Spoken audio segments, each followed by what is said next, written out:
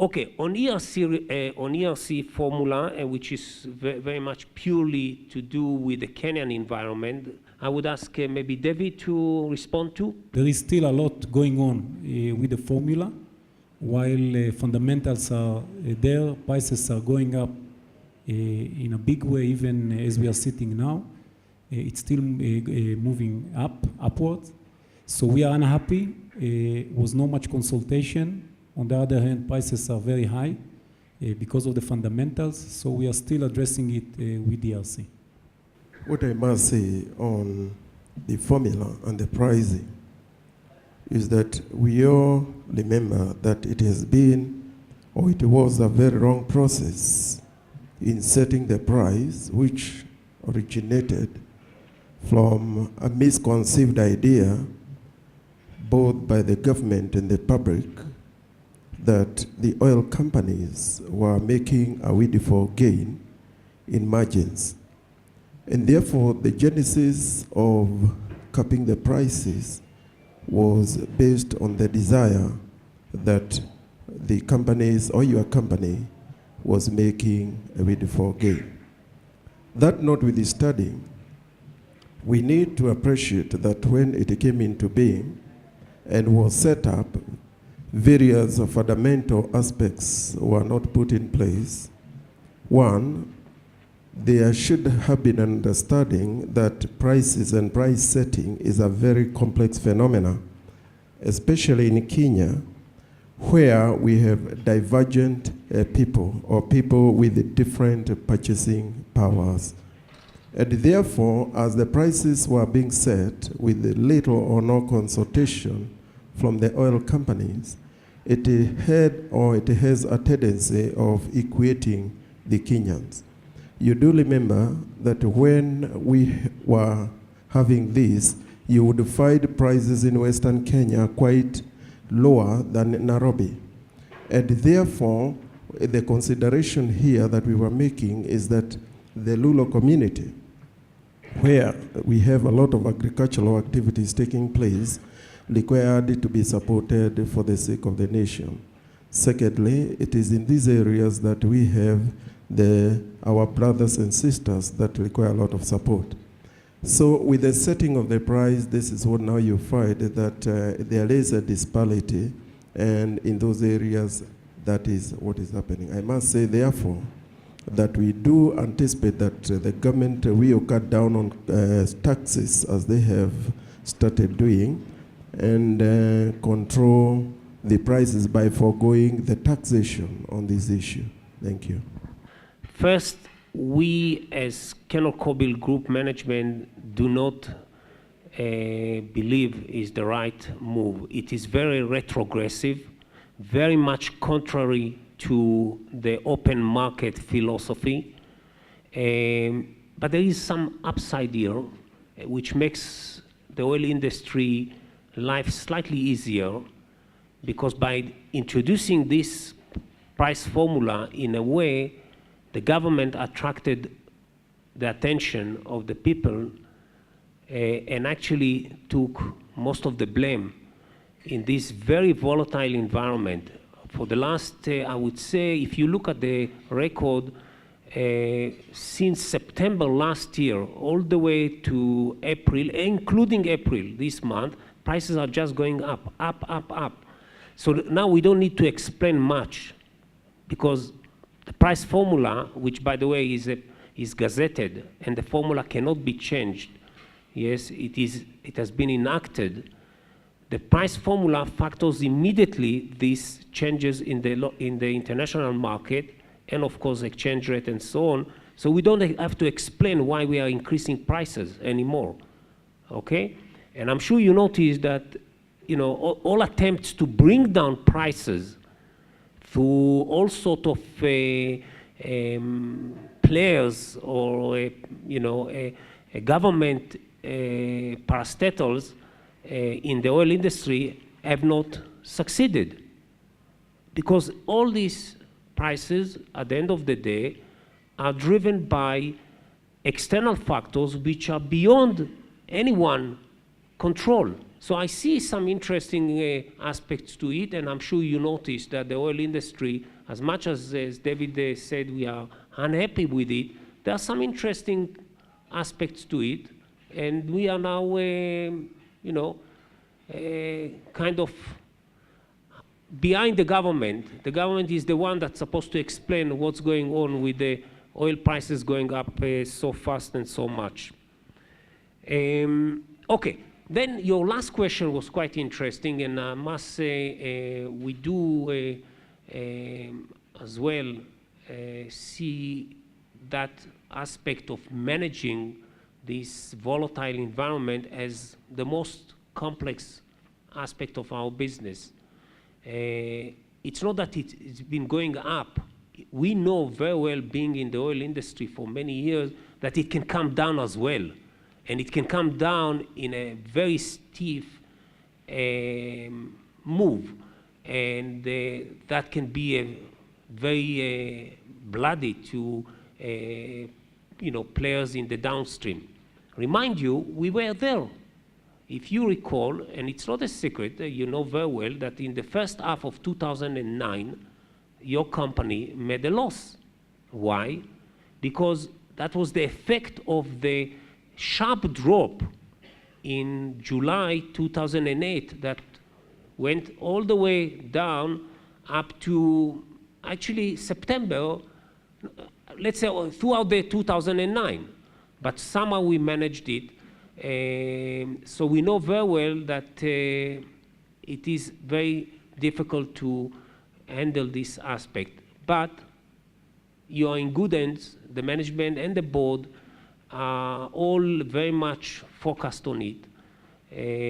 One aspect that we know very well, inventories level and the storage facilities are critical to successful handling of this situation, and that's why the company, the group, has been focusing on increasing its total storage capacity. Even in Kenya, we made a very strategic decision sometime back last year, and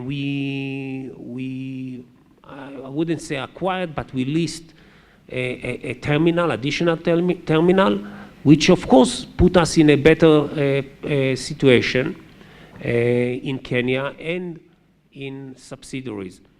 Then you asked about the segmentations. The first question was on segmentations and what is the difference between Kenya and others. There is the Kenya inland and there is the Kenya others, okay? In the inland, there are mainly retail, resale, and commercial within Kenya itself. In others, we have quite a number of business lines lumped some together, and there are trading, aviation, lubricants, LPG, non-fuels, and so on, okay? So I think this answers your questions on the definition of the two segments.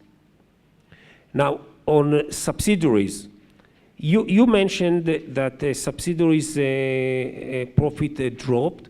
Let me ask Pat to respond to that. But you need to take note that Forex issue as a cost item is not exclusive to Kenya. It is as well in subsidiaries, especially in some countries in East Africa like Uganda, Tanzania, where we suffered again Forex loss. But Ms. Pat, I'd like to answer you. There was a drop in profitability, but the main impact that the subsidiaries suffered, in fact, was the exchange losses. The whole East Africa region, I think last year, really suffered quite severely, and notably on Uganda and Tanzania were the two biggest hit subsidiaries. We also experienced some very bad price wars in Uganda, so that affected the performance as well. In terms of the new subsidiary that came on board of Burundi, which was operating quite well in 2010, whilst they performed well, the tax regime there is very punitive. They tax us 1% of the turnover, which is really very punitive. So whilst the subsidiary does well, a lot of the profitability gets eaten away by tax. So all in all, the performance of the subsidiaries were good besides the two impact that we saw on it.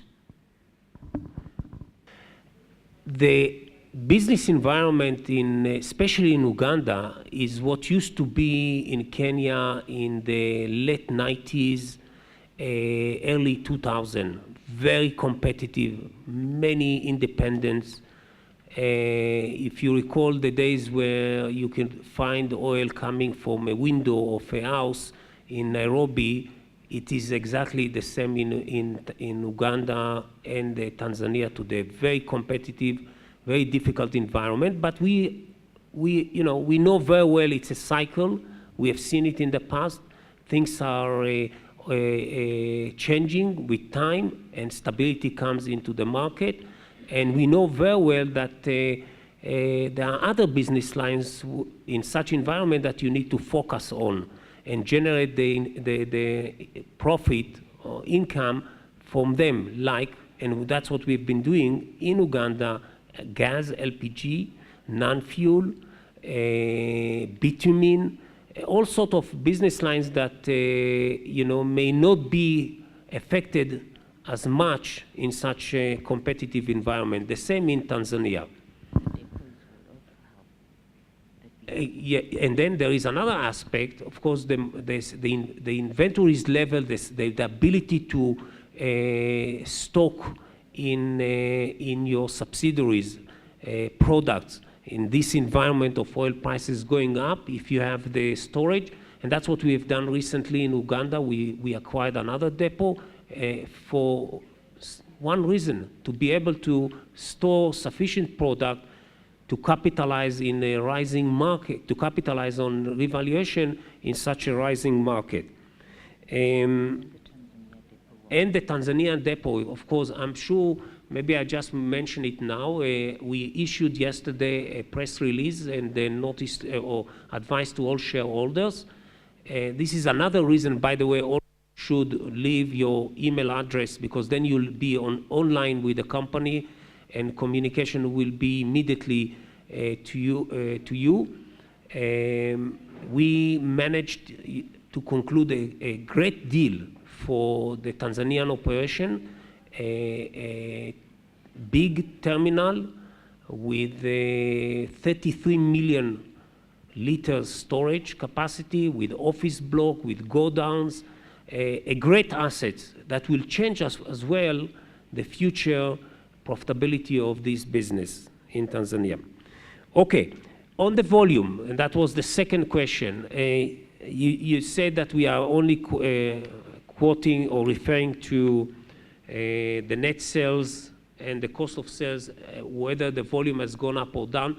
The volume has gone down, but again, you need to go into the details and realize that mainly in the African trading desk, which is very much driven by tenders, international tenders or OTS, and one sector where the board made a decision to reduce our position, and that was in aviation.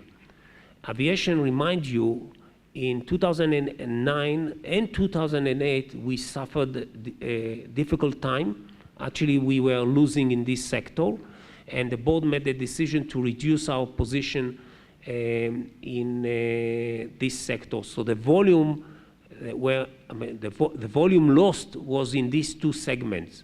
One of them was intentionally as a result of the board decision. The other one is very much driven by tenders, pricing, whether you have the supply in good time and so on.